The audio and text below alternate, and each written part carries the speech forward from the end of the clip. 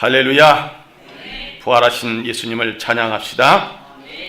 오늘은 특별히 우리 교회에 장래 세계적인 지도자를 배출하는데 꿈과 비전을 가진 어린 생명들이 모여서 함께 예배드리는 열린 예배입니다. 여러분의 삶 속에서 날마다 꿈만 같은 좋은 일이 일어나서 신앙의 명문감을 이루고 주님 앞에 영광을 돌리시는 아름다운 삶, 복된 인생들이 되시기를 축복합니다. 예수님이 이 땅에 오신 목적은 죄인을 구원하러 오셨다고 말씀하셨습니다. 하나님의 소원은 모든 사람이 구원을 받고 진리를 아는 데 이르기를 원하시는 것입니다. 나를 이 시대의 복음 전도의 사명자 쓰시기를 원하시는 주님의 뜻을 바로 알고 바로 믿고 바로 사는 여러분 되시기를 바랍니다. 초대교회 성도들은 부활하신 예수님을 전하는 것을 가장 귀한 사명으로 알고 기쁘게 여겼습니다.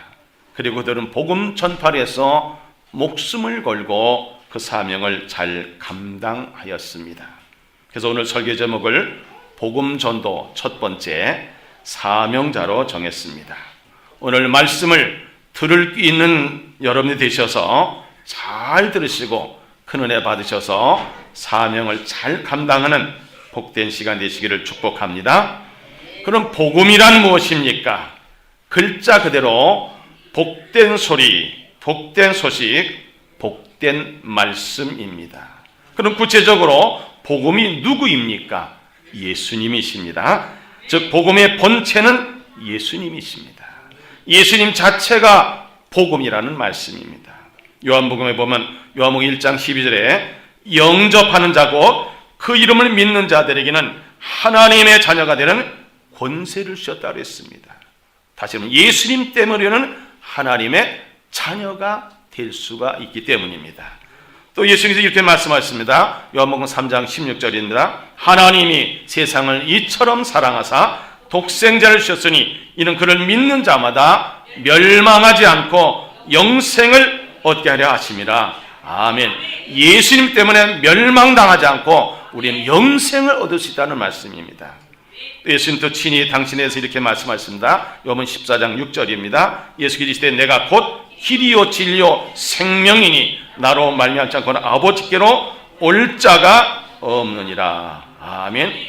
예수님 때문에는 천국도 갈 수가 있고 영생 얻을 수가 있고 삶의 기쁨을 얻을 수 있다는 말씀입니다. 그래서 베드로는 이렇게 단언하고 있습니다. 사도행전 4장 12절입니다. 다른 이로서는 구원을 받을 수 없나니 천하 사람 중에 구원을 받을 만한 다른 이름을 우리에게 주신 일이 없음이라 하였더라. 아멘. 예수님 때문에 구원을 받을 수 있습니다. 그래서 예수님이 복음입니다. 그 복음 자체이십니다. 그러므로 우린 복음 전도는 예수님이 어떤 분이신가 이것을 소개하고 증거하는 것이 복음 전도입니다. 그럼 복음의 핵심은 무엇입니까? 예수님의 사역을 말하는 겁니다.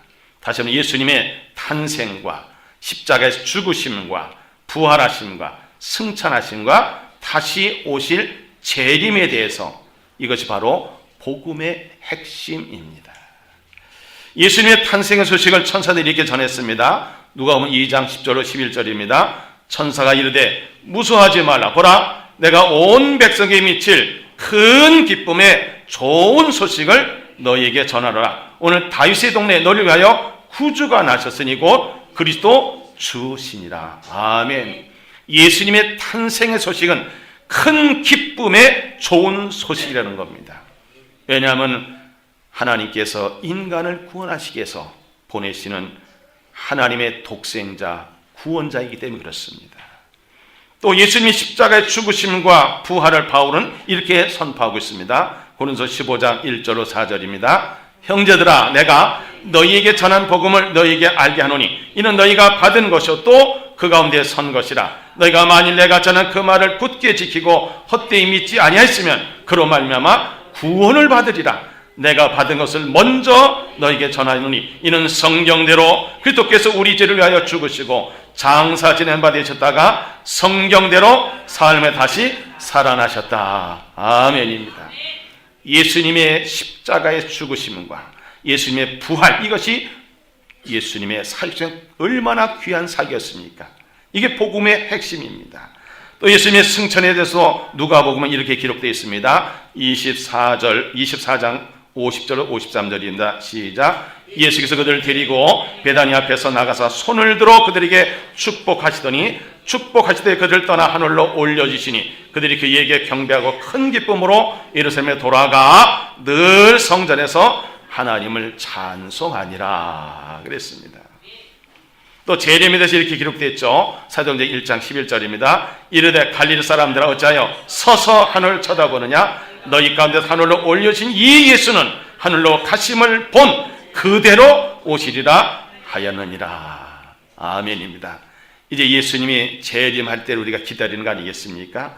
또 종말이 되면 어떤 일이 있느냐? 요한계시록 22장 20절입니다. 이것들을 증하시는 이가 이르시되 내가 진실로 속히 오리라 하시거늘 아멘. 주 예수여 오시옵소서. 아멘입니다. 우리는 큰 기쁨의 좋은 소식은 예수님의 탄생이고 예수님께서 온 인류의 죄값을 치르기 위해서 십자가에서 온몸의 물과 피를 아낌없이 흘리시고 죽으신 것, 그리고 사망의 권세를 이기시고 부활하신 예수님, 40일 동안 부활하셔서 많은 사람에게 부활의 모습을 보여주시고 그리고 승천하신 예수님, 그리고 다시 오마 약속하시며 재림의 주, 이것이 바로 복음의 핵심이라는 사실을 우리는 분명히 아시기 바랍니다. 그러면 복음의 내용이 무엇입니까? 구원의 말씀입니다. 하나님께서는 요나를 택하셔서 아수르의 수도인 니느웨에 가서 복음을 전하고 명령했습니다. 요나서 1장 2절입니다. 너는 일어나 저 큰 성읍 니느웨로 가서 그것을 향하여 외치라. 그 악독이 내 앞에 상달되었습니다 하시니라. 하나님의 명령을 받은 요나는 가려고 하니까는 자기 생각에 아수르는 우리 철천지 원수요. 그 나라가 망하면 좋은데 그 나라에 가서 구원의 기회를 준다는 게 이해가 안 갑니다. 그래서 그는 니느웨를 가지 않고 다시스로 향했습니다. 그러다가 큰 풍랑을 만나게 되고 바다에 던져진 다음에 큰 물고기 속 뱃속에 있게 돼서 거기서 회개했을 때 하나님께서 그를 육지에 토해내게 하신 다음에 살려주시고 다시 한 번 또 그에게 사명을 부하십니다. 그것이고 요나서 3장 2절로 4절 이렇게 되겠습니다. 시작. 일어나 저 큰 성읍 니느웨로 가서 내가 네게 명한 바를 그들에게 선포를 하신지라. 요나가 여호와의 말씀대로 일어나서 니느웨로 가니라. 니는 사흘 동안 걸을 만큼 하나님 앞에 큰 성읍이더라. 요나 그 성읍에 들어가서 하루 동안 다니며 외쳐 이르되 40일이 지나면 니느웨가 무너지리라 하였더니 어떤 일이 벌어졌는가? 하나님을 믿게 되고 그리고 금식을 선포하며 회개하며 놀라운 일이 벌어지지 않습니까? 마태복음 4장 10절에 보면 예수님의 공생의 첫마디 구원의 말씀 선포가 있습니다. 17절 보면 이때부터 예수께서 비로소 전파하시되 회개하라 천국이 가까웠느니라 하시더라. 아멘입니다. 예수는 자신이 부활이고 생명이라고 이렇게 말씀하셨습니다. 요한복음 11장 25절 26절입니다. 예수께서 이르시되 나는 부활이요 생명이니 나를 믿는 자는 죽어도 살겠고 무릇 살아서 나를 믿는 자는 영원히 죽지 아니니 이것을 네가 믿느냐? 아멘입니다. 이 말씀을 믿으면 우리는 부활신앙으로 사망의 권세를 이기고 마귀의 권세를 이기고 영원히 살 수 있다는 사실을 믿으시기 바랍니다. 바울은 어떻게 구원받는가 자세히 이렇게 알려주고 있습니다. 로마서 10장 9절로 10절입니다. 네가 만일 네 입으로 예수를 주로 시인하며 또 하나님께서 그를 죽은 자 가운데 살리신 것은 네 마음에 믿으면 구원을 받으리라. 사람의 마음으로 믿어 의에 이르고 입으로 시인하여 구원에 이르느니라. 아멘입니다. 사랑하는 성도 여러분, 복음의 본체가 누굽니까? 예수님 자신이 복음의 본체입니다. 복음의 핵심이 무엇입니까? 예수님의 탄생, 예수님께서 십자가에 죽으심, 그리고 부활하심과 승천하심과 재림하실 것이 복음의 핵심입니다. 그 복음의 내용이 무엇입니까? 구원의 말씀이 복음의 내용입니다. 이 복음을 믿으면 누구도 구원을 받을 수 있다는 사실을 믿으시기 바랍니다. 예. 그러면 두 번째, 전도는 복음 선포라는 사실을 우리는 알아야 됩니다. 근데 교회에서 전도라는 얘기를 하게 되면 사람들은 부담을 갖습니다. 사람을 데리고 또는 끌고 모시고 와야 전도인데, 이거 전도라는 얘기를 또 하는데 이게 늘 부담스럽잖아요. 근데 우리가 착각하는 겁니다. 전도는 복음을 선포하는 것입니다. 복음을 입으로 말해주는 겁니다. 나는 전도하는 도구가 되면 믿고 안 믿고는 하나님께서 주관하십니다. 왜냐하면 전도의 주체는 하나님이시기 때문입니다. 요나가 복음을 선포합니다. 요나서 3장 4절입니다. 요나 그가 성읍에 들어가서 하루 동안 다니며 외쳐 이르되 40일 지나면 니네가 무너지려 하였더니 니느웨 백성들이 그 소리를 크게 들었어요. 사실 요나는 그들이 구원받을까 봐 작은 소리를 했어요. 안 하다가 하게 큰일 나니까. 그런데 사람들은 그 소리를 크게 들었습니다. 그 사람들이 하나님을 믿게 되고 금식을 선포하고 죄를 뒤집어쓰고 굵은 뱃을 입고 온 백성과 왕까지 그 복음의 말씀을 듣고 회개했을 때 구원받은 것을 기억하시기 바랍니다. 예레미야도 이렇게 복음을 선포했습니다. 예레미야 44장 23절입니다. 너희가 분향하여 여호와께 범죄하였으며 여호와의 목소리를 순종하지 아니하고 여호와의 율법과 법규와 여러 증거대로 행하지 아니하였으므로 이 재난이 오늘과 같이 너희에게 일어났느니라. 지금 일어나는 이 현상이 왜 그러냐? 원인이 무엇이냐? 그것을 하나님의 말씀으로 태어나는 것. 이것이 복음입니다. 호세아도 이렇게 복음을 선포합니다. 호세아 6장 1절로 3절입니다. 오라 우리가 여호와께로 돌아가자. 여호와께서 우리를 찢으셨으나 도로 낫게 하실 것이요 우리를 치셨으나 싸매어 주실 것입니다. 여기서 이틀 후에 우리를 살리시며 셋째 날에 우리를 일으키시리니 우리가 그의 앞에서 살리라. 그럼 우리가 여호와를 알자. 힘써 여호와를 알자. 그의 나타나신 새벽빛같이 어김없나니 비와 같이 땅을 주신 늦은 비와 같이 우리에게 임하시리라 하니라. 호세아 4장 6절에서 호세아가 탄식하면서 외쳤잖아요.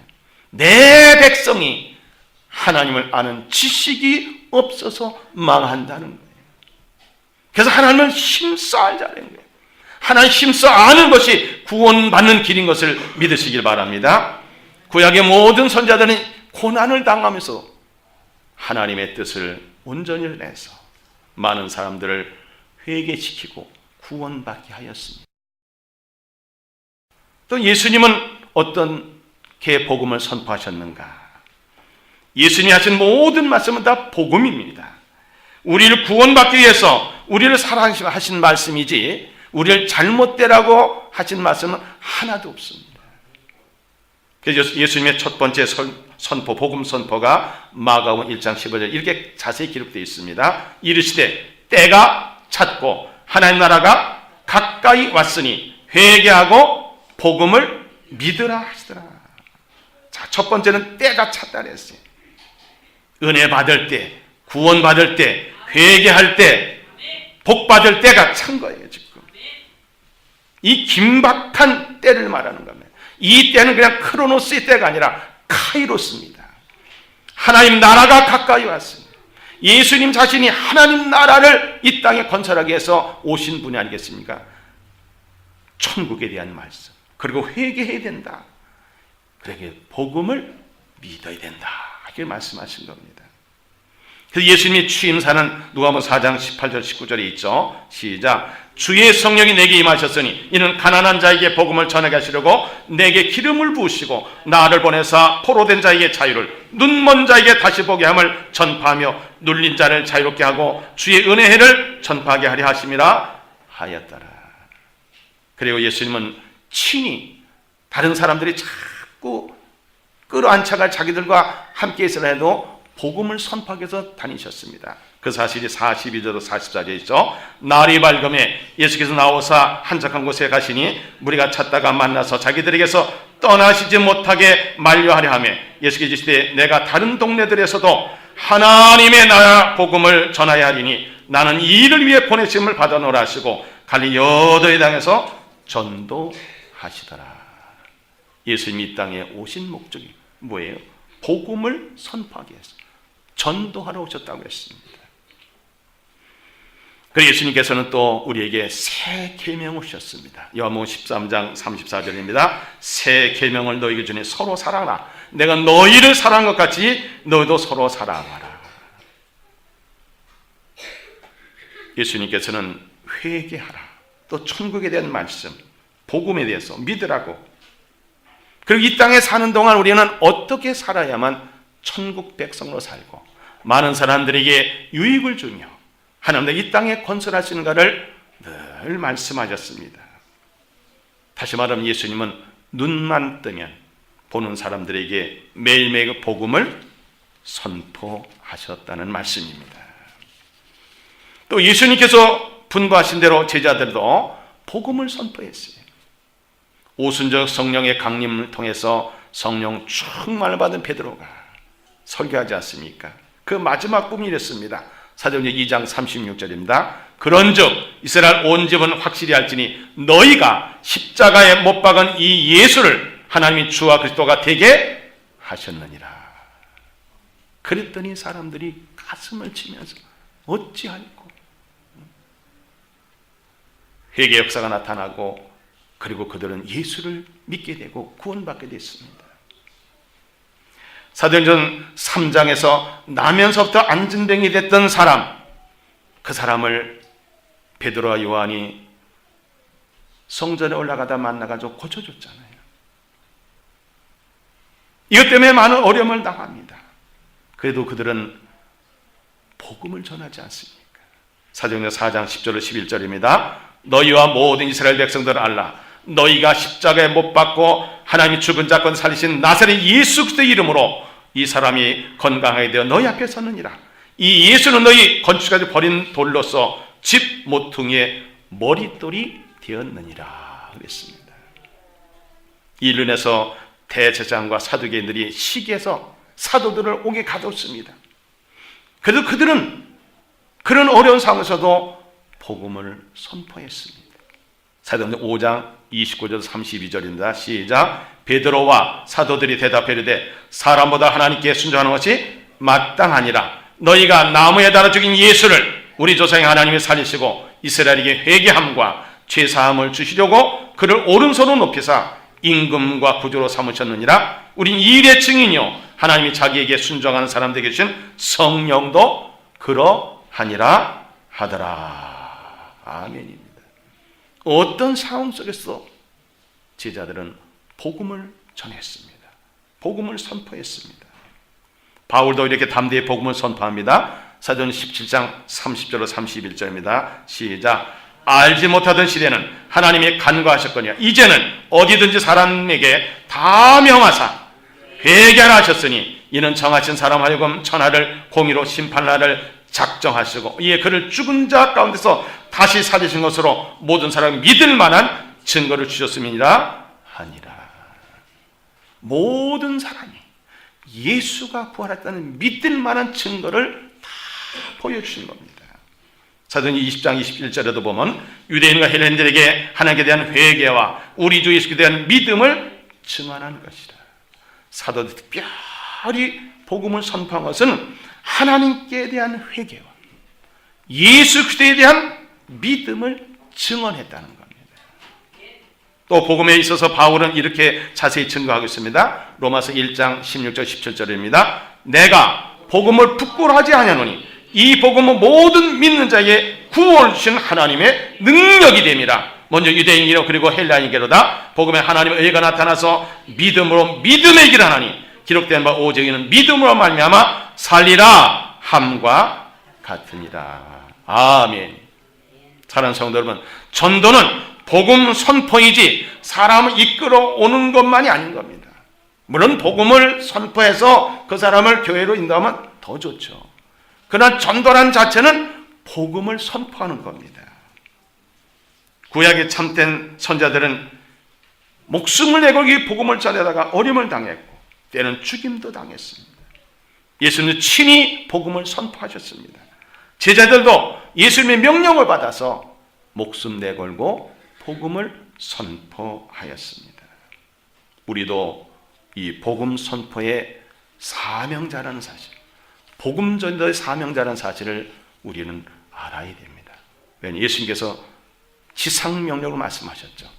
사도행전 1장 8절, 마태복음 28장 19절 20절, 마가복음 16장 15절에 분명히 우리에게도 지상명령을 주셨습니다. 그래서 우리는 사명자로서 우리가 만날 대상자가 누구인가를 알아야 됩니다. 우리는 매일매일 수많은 사람들을 만납니다. 특별히 불신자를 만나. 그 불신자를 만날 때 어떤 자세로 그들을 바라보고 만나야 되겠습니까? 에스겔 18장 23절에 보면 하나님의 심정이 이렇게 나타났습니다. 주 여호와의 말씀이라 내가 어찌 악인이 죽는 것을 조금이들 기뻐하랴. 그가 돌이켜 그 길에서 떠나 사는 것을 어찌 기뻐하지 아니하겠느냐. 우리 하나님은요, 죽을 자가 죽는 것도 기뻐하지 않고 악인이 죽는 것도 기뻐하지 않는다는 거예요. 왜 그럴까요? 하나님의 소원은 디모데전서 2장 4절에 분명히 기록되어 있습니다. 하나님은 모든 사람이 구원을 받으며 진리를 아는 데 이르기를 원하시느니라. 그렇습니다. 우리가 미워하는, 우리가 적이라고 원수라 생각한 사람도 지옥 가는 것 하나님은 원치 않으셔요. 그래서 예수님의 초청장이 있죠.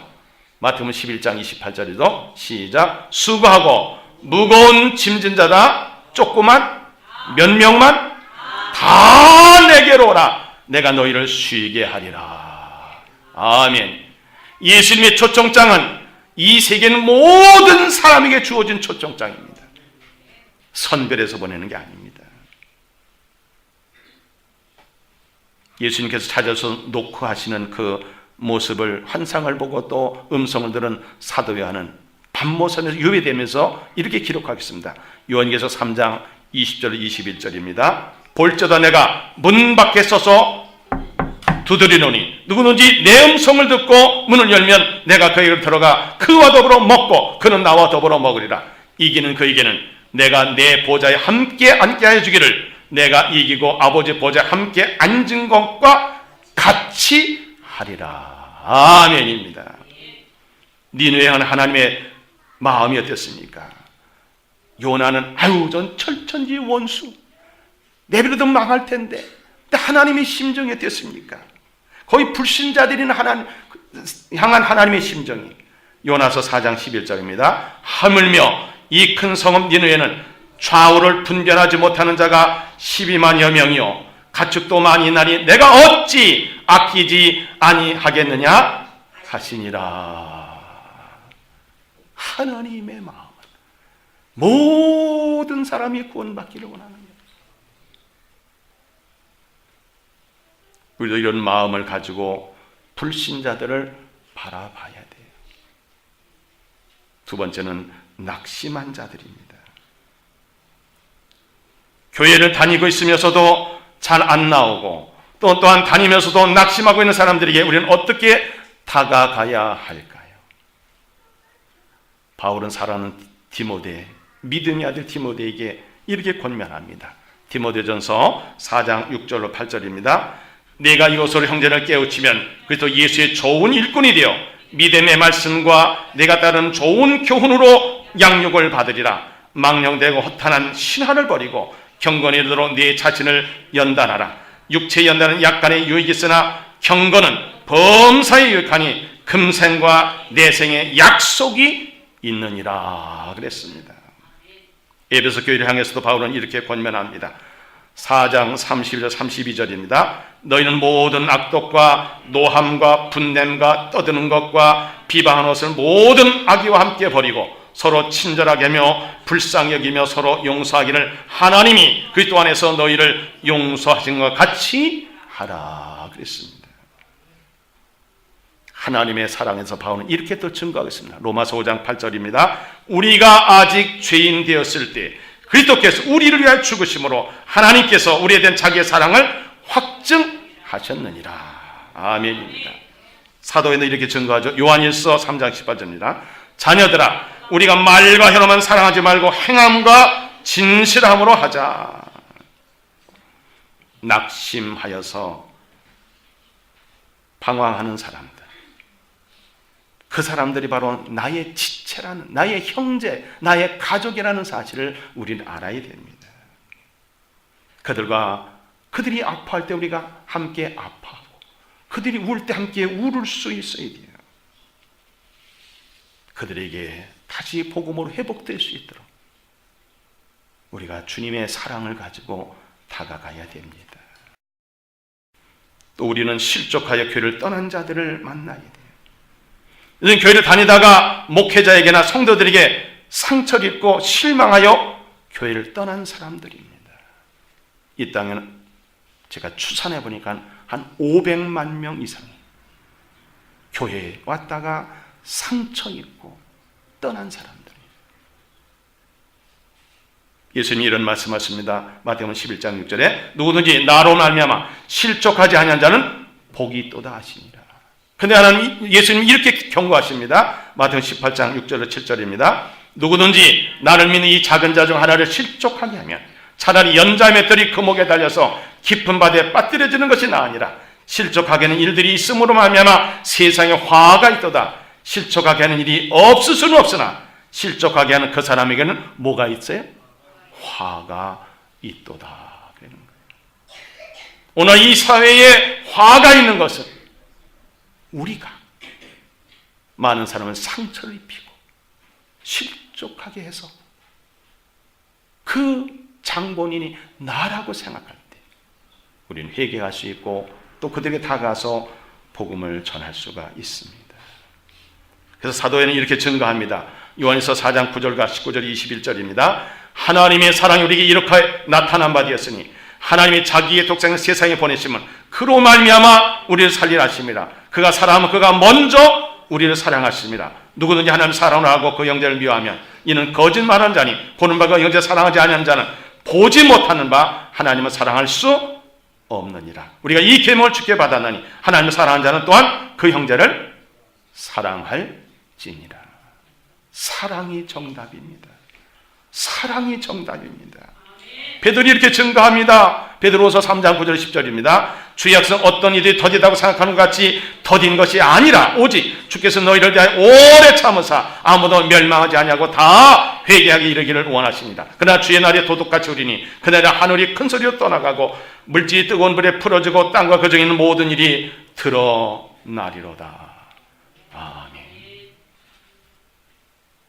사랑하는 성도 여러분, 우리를 하나님께서 먼저 구원시키신 것은, 먼저 하나님 자녀로 삼으신 것은 우리를 통해서 많은 영혼들을 구원받게 하기 위해서 우리를 먼저 부르시고 택하시고 구원하셨다는 사실에 감사하시고 그 빚을 갚는 심정을 가지고 우리는 복음을 전파해야 됩니다.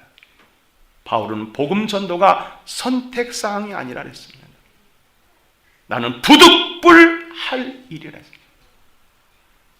필수라는 얘기입니다. 우리도 복음 전도의 사명자입니다. 우리는 필수예요. 이 땅에는 불신자가 믿는 자보다 더 많습니다. 그들에게 복음을 선포하고 우리가 빛의 사명, 소금의 사명을 감당해서 수많은 영혼들을 구원하는 일에 우리는 앞장서야 되는 겁니다. 교회를 떠나고 교회에 다녀서도 방황하는 사람이 얼마나 많습니까? 그 낙심자를 찾아가서 용서를 구하고 그를 사랑하며 권면해서 주님의 품으로 돌아오게 하는 일.